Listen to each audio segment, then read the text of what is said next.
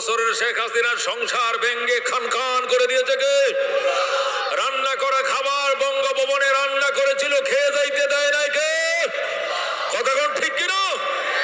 আজকে বলে হুজুরের একটু মায়া দয়াও নাই, আমগো নেত্রীরে বাট্টি খাইয়া যাইতে দিল না।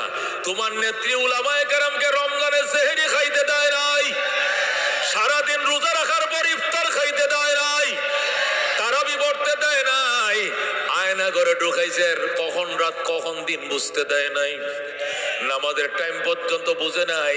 যারা জীবনে বালেক হওয়ার পর হাঁটুর উপরে কাপড় উঠায় নাই, এদেরকে উলঙ্গ করে অন্ডকোষের মধ্যে কারেন্টের শর্ট দেওয়া হয়েছে। কথা ঠিক না? এই আওয়ামী গভর্নমেন্টের আমলে সবচেয়ে নির্যাতিত হয়েছে উলামায়ে কেরাম। কথা ঠিক না? বিএনপি জেল কেটেছে, জামাত জেল কেটেছে, রাজনৈতিক জেল এটা খাটেই। কথা ঠিক না? ওটা রাজনৈতিক জেল ছিল, উলামায়ে কেরাম গুলো রাজনৈতিক জেল ছিল না। কেন কোরআনের কথা বুক ফুলিয়ে বলে, জনগণকে বলে, আল্লাহর কোরআনের কণ্ঠকে স্তব্ধ করার জন্য উলামাদেরকে বিনা দোষে জেল খাটিয়েছে। কথা ঠিক কিনা?